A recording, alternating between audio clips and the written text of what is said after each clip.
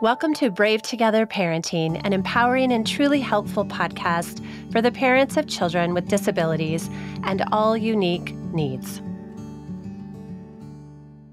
For a mom who is maybe contemplating or in the process of going through a divorce, who has a child with special needs, I would encourage you to find an attorney who has some familiarity with that, because there's never a stipulation for long-term care in your general divorce contracts. And so that's something that you really need to consider, is the long-term care for your children and how you want that to factor into the divorce. That's really important for you, especially if you're the main caregiver.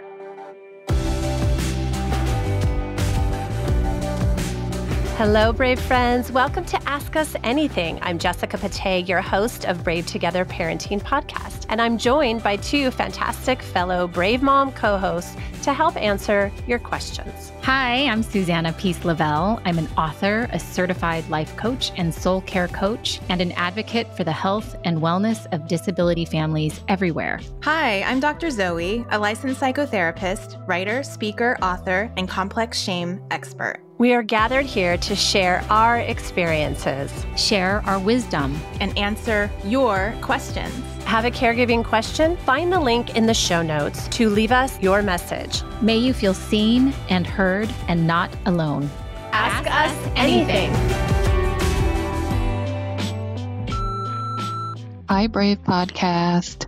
So I am in the process of getting a divorce, and I'm wondering if you have any tips for navigating life with a disabled child during and after divorce.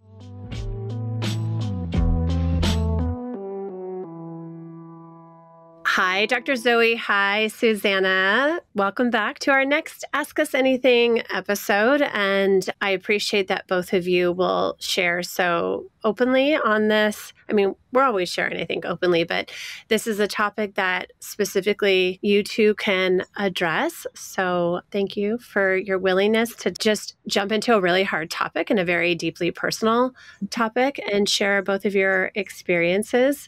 And before we get to that, are you surviving this week or are you thriving this week? I guess I'll start. In relation to the topic we're going to talk about today, which is caregiving as a divorced mom, I would say that I am finally in a place of thriving. And I've kind of hit my stride and really accepted where I am in terms of my status, my relationship status, and caring for my daughter as a single mom. And so, yeah, I'd say I'm definitely thriving in that area now. Hasn't always been the case. I think right now for me, certainly same with you, Zoe, in terms of just sort of accepting where I am. I will share a fun little story from this week that I felt was, a sign of my daughter and I thriving together. And that is, this week has been a little challenging for her. And, sometimes it just helps to be off devices and just, turn off all the external noise. And so I suggested that. And by suggest, I mean, we're not going to have devices. And I said, you can read instead. And she chose to read my memoir. And she sat down and she read the entire book, front to back, within a couple of hours, and she could not put it down. And, what was so phenomenal for me is that she was asking questions about like, oh, mommy, I don't remember that, but things are different now, and I just felt like it was a nice little glimpse into her seeing her mother a different way of going through, this journey without her even realizing all of the things that had to be put into place for her to be in this journey. So I thought that was beautiful. I've always wanted to make sure that she was okay with having her story out there. So that was very affirming. So I am a thriving mama right now. Love it. I love that. I love that. And, when we say thriving, it doesn't mean that everything is going well, but it's, is there something that gave a special energy or helped you pause and be grateful? Is there, something that you got to experience, or is there something that is adding to your perspective or your mindset or your mental health? So there's a whole gamut here of what thriving means for us. And I think I think when you have an ongoing challenge in your life, you can appreciate the little things. And so when we ask each other this question, when we do these episodes, it doesn't have to be like some big, extravagant, big experience or big, I don't know, breakthrough or something that, I did yoga every single day or whatever. Every little bit of thriving counts. Yes. So, yes. So Jessica, are you thriving or are you surviving today? Yeah, I would say that on this particular week, I would say I'm surviving through living with 5 of us, and not everybody always locks the kitchen as vigilantly as me, and it's driving me crazy, and I kind of have an attitude about that. So back to work on me and my attitude, but it's just frustrating when I walk into the kitchen and something is unlocked, and I don't care if you are in the laundry room nearby. Doesn't matter. If you leave the kitchen, lock it. If you're in the kitchen, lock it. Yes. I don't care.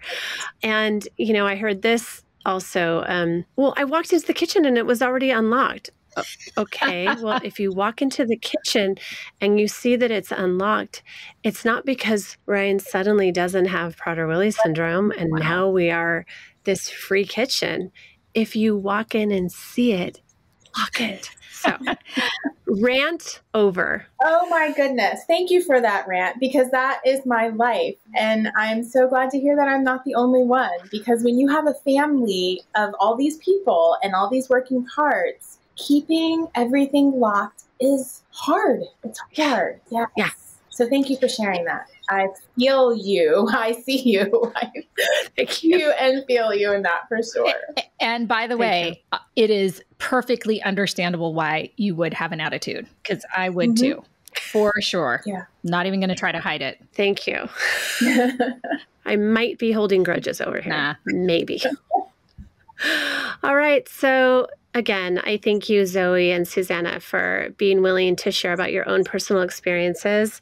Susanna, why don't we start with you? Because I think it's not fresh for you. So maybe. Yeah. I love, what do I love about divorce? I guess, what I'm grateful for in this moment is the camaraderie and not feeling alone, Zoe. So I appreciate having this shared experience with somebody who I respect and admire and can learn from and grow from and really have vulnerable conversations with. So that is what I'm grateful for. Okay, let me just say that.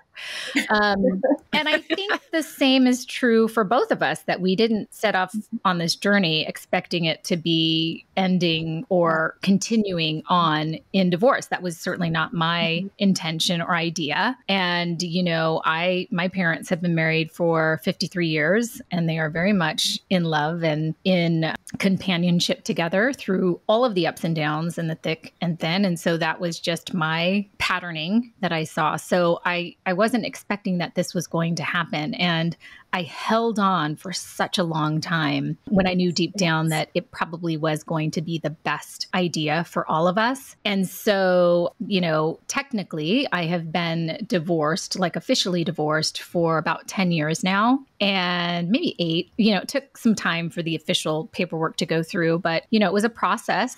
And it was definitely not something to be taken lightly. It was a very big deal for me. Arizona was probably around 7 years old at the time when we started the conversations around, we're just not gelling what's going on here, So I'm happy to share everything I've learned along the way in terms of co-parenting now in a different way and having a different life. Also, for me, a big thing was sort of releasing the shame around being a divorcee, as if, it's my fault and my fault alone. But, we take on all of these characteristics and qualities. And so I'm happy to jump in.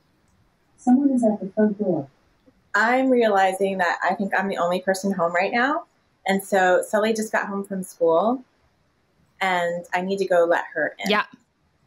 Oh, that's fine. Guys, give me just a No minute. problem. Yeah. I'm so sorry. Yeah, of course. Yes. Arizona's by herself upstairs. And I was like, I am recording with Mama Jessica. This is my third podcast recording today. So I was telling her I had support this morning. Yeah. But this afternoon, I had to switch assistants around because her dad needed help with something. And so anyway, so she's like, well, what is the last one? I was like, it's with Mama Jessica. And it's only going to be like 37 minutes. So she promised to be quiet for you. I love you, Zoe. Thank you so much. So, Zoe, tell her thank you for stinker. Me. The little stinker. Oh, man. Yeah, I know. Juggling. Yeah, I know. And Kate was so sweet. The other day, she was like, you do so much. When you're gone, I realize how much you do. Oh, yes. Yeah. Right? Yeah. And then, she's like, I wanted to make sure like the kitchen was clean and the laundry was, I go, don't worry that everything has to be perfect. I don't expect that of you, but just try to keep up with the dishes, the trash, the feeding the dogs, while if I'm gone, but I don't expect everything to be perfect. Just lock the kitchen, please. Yes. And she's the second most vigilant. After you. Well, after me. Your daughter? No surprise. That's good. Yeah. By the way, when I went in between, yeah, it was, Ryan's not here, but I don't care. It doesn't matter. Yeah. It doesn't matter. Right. Because what if he walks in without a babysitter? What if she says goodbye? Sometimes they say goodbye in the car and he walks up and in. Straight to the cupboard. Yes. And anyways, okay, let's move on. Back to you. So Arizona was about 7 when you came to the realization or when you started talking about the possibilities of dissolving. That sounds so dramatic.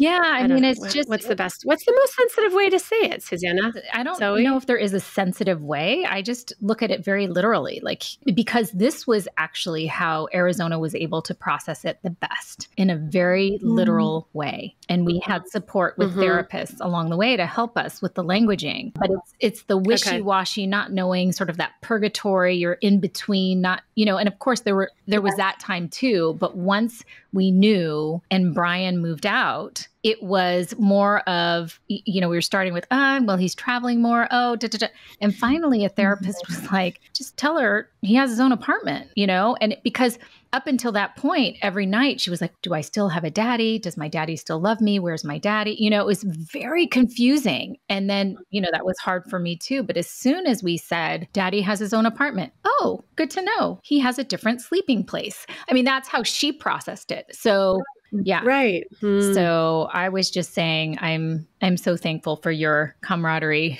in this, Dr. Zoe, because we've talked about feeling, shame. Like we used to be invited to all of the couples things, right? And now all of a sudden it's like, can I still be your friend, in a different way? Right. Yeah. So right after, were there talks of how you're going to share the caregiving, Susanna? For me, it was an interesting, very slow, drawn out process. I felt like there wasn't any black and white about it at all. And because I had been the primary caregiver up until that point with Arizona, it was almost as if that was sort of just understood would stay in place. And, when we first decided to get married, we were both working full-time. I had full-time jobs, and we had made the decision for me to stay home in the very beginning because, I just wanted to spend some time with my new baby. And it ended up being such a great foreshadowing in terms of planning ahead financially because of all of the needs that Arizona had right away as soon as she was born. And so obviously that stay-at-home period extended to the point where I still wasn't back to work at the time that we were talking about separating. And so it wasn't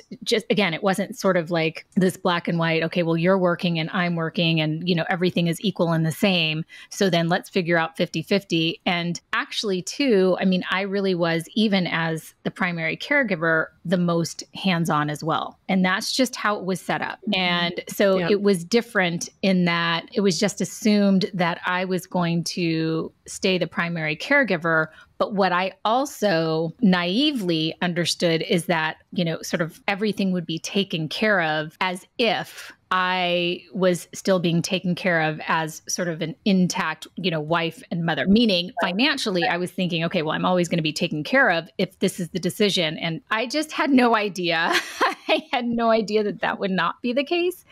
And so that was a big wake up call for me, and very challenging for me. So yeah, it's been a journey. It's been a lonely journey and a very isolating one, especially at 3 a.m. when Arizona's perseverating about something and I'm just sort of there in the dark with her on my own. I mean, there are so many things that happen throughout the day when it's just me and her, because it's mostly just me and her. So that feels lonely. And at the same time, Arizona's dad and I have had to come up with a different way of being in partnership together as co-parents for Arizona. And I can speak for him as well when I say that I'm really proud of how we have created a new normal for her and for ourselves. And that does not mean everything is perfect and goes swimmingly all of the time, but we have definitely grown and matured in the ways in which we have been able to communicate our sort of unmet needs with each other without either of us automatically becoming very defensive, which is something I can access in 2 seconds. Like being defensive, resentful, holding a grudge. Hi, that's me. And so I try to lean into, okay, yeah, let me understand. Let me take a breath and understand what's happening and why I'm being triggered. And let me see if there's a way I can just respond with questions instead of which can sometimes be my go-to. So yeah. And would you say the greater challenge is that most of the caretaking falls on you, Susanna, or the greater challenge is the communication with your ex? No, that has become less challenging. The communication part is pretty solid. And if I feel like, or if one of us feels like the other one is more disconnected, we talk about it, or I'll say, what's going on because I'm feeling fill in the blank. But the caregiving, to be very honest, is something that I had always sort of been doing even when I was married. Just in terms of like just the bulk of the responsibility of cooking for her with all of her food allergies and taking her to her appointments. And certainly he's working full time. So I'm not trying to say that, and therefore he should have, equally split that burden or responsibility with me. But it just was, it was interesting because so many people, when you tell someone that you're going through a divorce, and it took me a long time to even say those words, we were separated for such a long period of time until I was like, we're making the move to actually get divorced. People would automatically just have so much sympathy and I'm so sorry and this must be so challenging. And I was like, yeah, it's so challenging and hurtful. And for me, my ego was so bruised, because it wasn't my idea. I'm like, who would want to not be with me? And so I really had to lean into that. But also I have to say, again, very candidly, it was actually easier when he left because then I didn't have to think about taking care of him and his unmet needs. And then thinking like, okay, but you're sitting on the couch. Why can't you help me with fill in the blank? Because when he wasn't there, and by the way, I was doing it anyway, but when he wasn't there, I didn't have to have that, well, why aren't you doing it? I didn't have to think about what he was going to do or not do. I never knew for sure at what level he would be participating in the day or in whatever was happening in the life at that moment. So in that sense, it sounds really sort of crazy, but it's been easier just to have to think about what Arizona's needs are and then what mine are in each moment, if that makes sense. Yeah. Thank you. Hi, everyone. It's Jessica here, and I just want to give a shout out to our top 5K sponsors: Rise Advocacy, GHJ Foundation, Torrance Memorial Medical Center, CMS Creative Management, MRM Education, Harbor Light Financial Strategies, the Pate Family, and PPL. We are so grateful to these big sponsors, and we're so excited about our 5K event, which will really be a family event. It's going to be at Palos Verdes High School on Sunday, October 20th. And we also have another in-person event in San Diego, October 19th. It will be wheelchair friendly, it will be family friendly, it will be stroller friendly. For the Palos Verdes High School location, we're going to do laps around the track together. We're going to have a DJ there, a food truck, coffee cart, vendors, authors, and artists. We cannot wait to see you, so please save the date and register today and be a part of the big We Are Brave Together team. And if you're not local to these events, you could do your 5K anywhere in the world. We thank you so much for participating and supporting We Are Brave Together.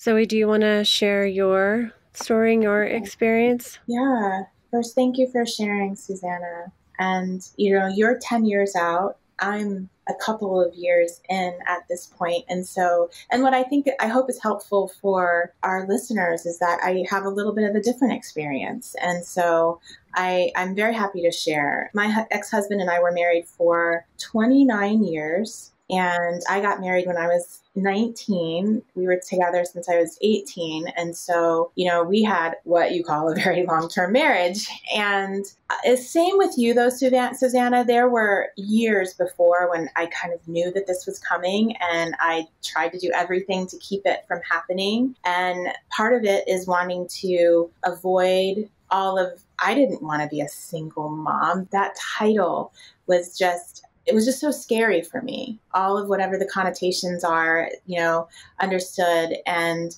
I didn't want my children to come from a broken home and all of those things that people think about, and the shame that kept me staying in a marriage that I shouldn't have stayed in. We have now I believe we've been separated about 2 years because it was my son's freshman year in college, and now he's going into his junior year. But we've only been actually divorced because it takes a long time since last August. So we're coming up on a year now, next month, for the actual divorce to have been completed. And I can talk about the logistical things first, for a mom who is maybe contemplating or in the process of going through a divorce, who has a child with special needs, I would encourage you to find an attorney who has some familiarity with that, with having a special needs child, because there's so many things that are different. Our kids are different. The whole process of what you're going to need long-term for that child, because when you look at normally developing children, at 18, child support's cut off and kids kind of go on, and maybe you can put some kind of stipulation for college, but there's never a stipulation for long-term care and your general, divorce contracts and custody type things. And so that's something that you really need to consider, is the long-term care for your children or your child with special needs, and how you want that to factor into the divorce. That's really important for you, especially if you're the main caregiver. And then, there's the custody issue too, because custody only lasts until 18. It's the same thing. And those are things you just have to kind of think about, especially me now with my daughter who's past 18 at this point, just coming up in March. And what I didn't anticipate, because it just kind of went over my head, is especially with medical care, psychological care, all of a sudden, when I'm raising my children, by the way, we had 3 adult children when we got divorced, and we had 2 minors still in the house, my younger 2 daughters. And then my son, he's an adult, but he's going back and forth because he's in college. But, we had raised these children, and I had gone to 20 years of medical doctor's appointments and things like that. And no one has ever asked me to prove that I can allow someone to treat my child. And so all of a sudden, because maybe I guess I must have checked divorced or something on a form, all of a sudden it's like, oh, we can't treat your child unless you prove to us that you have custody, unless you prove to us that he needs to sign this and that. And I was like, what are you talking about? Wow. It was so disconcerting to me. And it's another layer of work, of paperwork that needs to get done just in order to get your child treated, which was so difficult for me because this was the same child that I'd been taking to the doctor for 18 years or 16 years or 17 years by that point. And now all of a sudden, I can't take my child to the doctor without some permission or somebody to see some type of custody agreement. So those are things to consider that I had never considered in the divorce process and what happened with divorce. So I was the one that asked for the divorce, and my ex-husband did not want to divorce, but it needed to happen for a number of reasons that we definitely don't need to get into here. And, regardless of whether you instigate the divorce or a spouse does, well, I'll talk to a woman who maybe has chosen to divorce because sometimes when that happens, there's a sense of, well, you wanted this. So why are you complaining? This is what you wanted, right? When you're dealing with all the difficulties. And the reality is nobody wants divorce. Nobody goes into marriage thinking, oh, let me think about my divorce. And so people have to divorce for various reasons, or people make the choice to divorce for various reasons. And it's usually not because people just want that. It's because people figure out there's no other option, healthy option, right, for a relationship. And so I just want to honor a woman out there who might be feeling like, well, I asked for this, so I deserve all of these things that are going on right now. And the answer is no, you don't. It's part of the process. And just because you requested the divorce does not mean that you deserve any of the fallout that's happening right now. My ex and I, we're newly into this divorce. And what I understand in working with clients and other people over time is that things do get eventually, hopefully, more like what's going on with you, Susanna, where you can actually have conversations and work together. That's not happening in my relationship. And my ex was never really involved in my daughter and her special needs care. And that's continued. And he's even way less involved. And so I do very much consider myself, I am a single mom doing everything on my own in all of the ways. And it's hard. It's hard. In that first year, I'm into the second year now because the first year was the separation, but was just a really huge, painful transition. It just is. And there was something I was going to say about the single mom aspect. Oh, I know what I was going to say. So my daughter doesn't really have much contact with her father at all. There isn't a lot of interaction. I think maybe they've seen each other a couple of times over the past year. And so I think the hardest part of being a single mom with a child with special needs is really forming a sense of identity around what that means and what that looks like, and dealing with your own sense of loneliness in the process, and learning to accept a new normal and allowing yourself to grieve, because any loss, grief has to happen. And so it's so important that we don't try to skip those steps and go straight to I'm okay and go straight to all the logistical stuff, but to be able to allow yourself to grieve and to know that, no, I didn't want it to be this way, but I do have a new identity. And how can I stand up strong in this new identity? How can I show up for myself? How can I find my people? And how can I show up for my child in a different way now, with making sure I'm getting all of the help? Because, even when you have a spouse that doesn't help, he's still present in some way, shape, or form. It's like I had to run to open up a door. I had to stop this podcast and interrupt myself to go open up a door because there's no one else there, right? And that was one of the hardest things for me, because in the marriage, I remember feeling so alone and feeling like I'm doing everything and I'm so alone. And then when he was gone, it was a sense of, wow, I was doing everything, but still there were little moments when he could do something like open a door if Sully came home from school. And sometimes even just having someone in your partner who has gone down this road with you and just knows that you can even unload on sometimes, that's not there when you're a single mom. And it's okay to honor that hurts. And it's not how as it should be, but it is how it is now. So yeah, that's been my journey.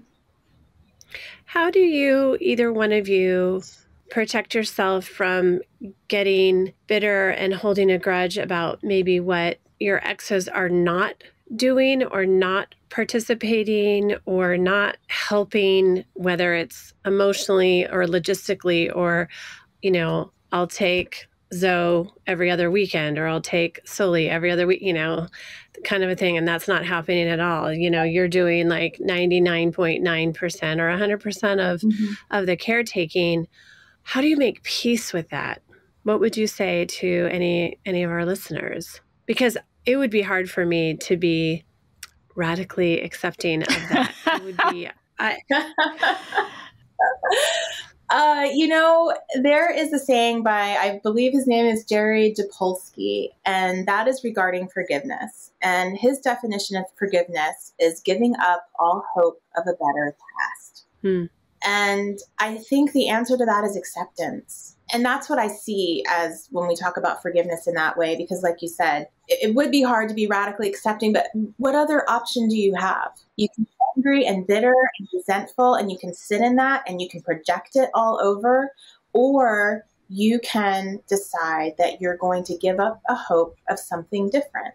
And when you allow yourself to give up that hope of something different, and this is where I do resonate with you, Susanna, because you talked about being in a relationship where a partner is not helping you is so much harder than when they're not there and there's no other option. And yeah, it's painful and it's lonely, but when we are able to accept the reality of what is, and instead try to find the joy, try to find the small little pockets of happiness, then we're living a life that we should.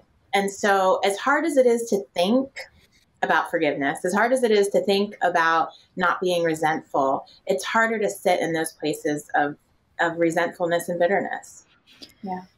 What about you, Susanna? No, I think that, we feel it in our bones. I think it really affects our physical health, certainly our mental well-being, our emotional well-being. And so my intention is to always sort of bless and release whatever comes my way. But I feel like it is cyclical for sure, because I can be in a really great place. Things are going well. Communication is phenomenal. We're kind of on a schedule where I can, understand that Arizona will be with her dad at various times. And then something will shift, and it will shift often at the last minute. And so then I am left like scrambling to sort of figure it out, because I'm the figure outer, right? And so I have had to simmer down the bubbling up of that resentment that I think is not fully resolved, Right. That is certainly, I do so much work around having compassion for myself, and therefore having compassion for him and his situation and what he's going through and what he needs and how I can be supportive. And all of the ways that I'm grateful for the ways that he supports me in raising Arizona. And it's not just like all of a sudden everything is kosher. And by the way, Jessica, I don't think I've ever used the word radical acceptance for what I'm going through. I mean, certainly there's a big spectrum, but I feel like some days I am more able to access, like you said, Zoe, just like acceptance. I mean, this is my life. This is what is real and true for me right now. And it's not always going to be the case, because things are shifting and changing. I don't know what Arizona's future is going to look like. I have no idea. But what I do know, as she gets older, I can lean into other adults and individuals who I trust, who Arizona trusts, that can be supportive in a way that could maybe fill in the place for a partner. Do you know what I'm saying? In different ways, right? And so I try to just focus forward. And some days I have to scream into my pillow. That's why I have girlfriends. Sure. That's why I have Brave Together mamas who see me, that I can just vent and scream. And then I'm good. Then I'm done. And by the way, no one's ever going to hold that against Arizona's dad for any reason, for anything. I just need to vent and release and write furiously in my journal, and whack a tennis ball, whatever it is. I have a toolbox of supportive things for me, but really there is always such a learning in it for me of why am I being so triggered? Susanna, what is going on? Right? What is really underneath all of this? Because it's really prickly right now. I'm glad that you talked about the triggers, because when it comes to acceptance, of course, it's a journey and there's a million detours along the way. And I think in health, we should always work on trying to walk towards acceptance. But I know for me, my triggers of resentment come when there's something going on with the kids that you would normally share with a partner. And whether it's really good things, like my daughter is getting this award on stage, and I struggle with feeling like, why should I share that with him when he's not there for any of the other things? Why does he, why should I? And I know that that's part of my resentment, bubbling up. Or when I need to take my daughter to the ER? Do I contact him and let him know, oh, I'm taking her to the ER? And those are things that I've struggled with over this year, because part of me feels like, well, if I'm doing this all on my own, then why should I be reaching out to him to share all of these, big things? But I have been given advice that I'm supposed to do that as the mother of his children.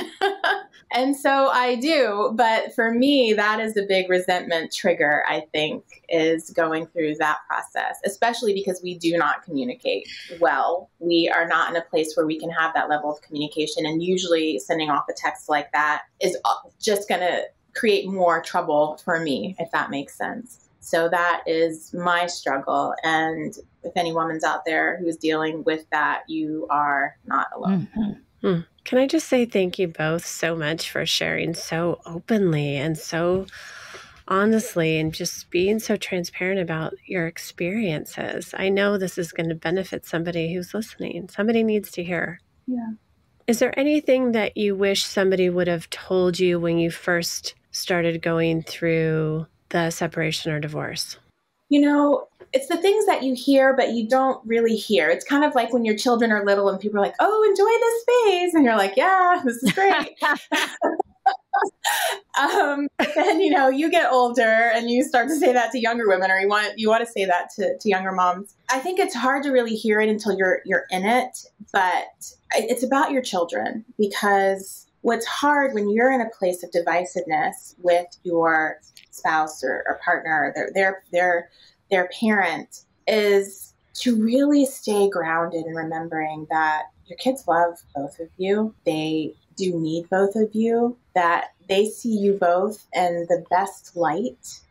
And your job in this whole divorce process, as you are in sometimes often contention with the partner, is to kind of hold your children in a sling of comfort and do the very best you can to remember that these little ones are half, of each of you. And sometimes that's hard.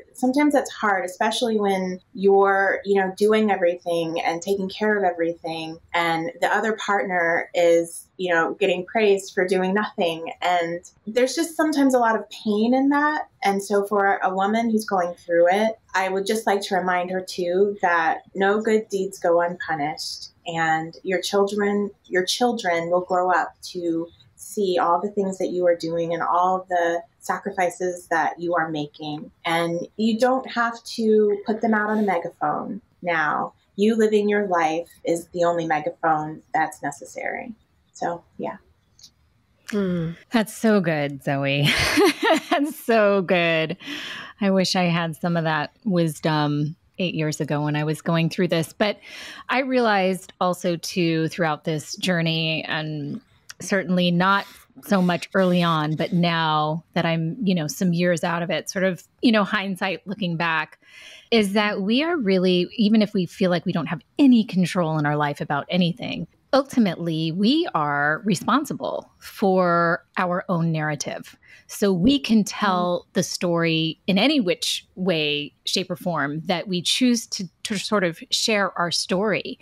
And for a very, very long time, I held on to, well, he left, right? And technically, logistically, ultimately, yes, he did actually leave. And so I hear, I've had conversations with people and moms and dads and everyone who will oftentimes be talking about the hardship of divorce and being a single parent now. And I'm thinking, wow, that must have been so hard for you. Sounds like you just went through this like last year or 2 years ago. And they're like, no, it was 15 years ago. You know what I mean? And so to me, that is just ouchy for them, because they're so holding on to this story and it must be so painful and hurtful. And so now I just want to be able to just, move forward. It didn't work out. Things didn't work out the way that we had planned, and we are moving forward. And so, but that's something that I really had to work on for myself, because I very much wanted to lean into the martyr mentality of like, woe is me, I'm a damsel in distress.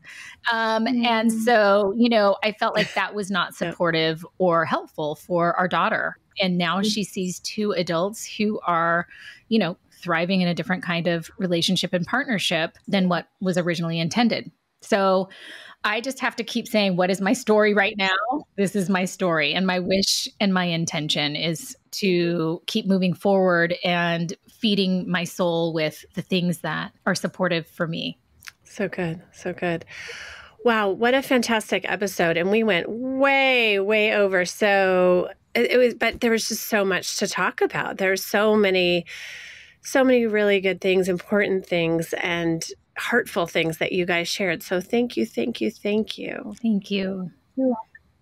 And again, as always, we see you, we love you. If this episode resonates with you in any way, shape, or form, because of what you're going through, what you're about to go through, what you've already been through, just know that we deeply care. And feel free to reach out to us. Leave us a message if you want to talk to any of us. Thanks for listening. Bye.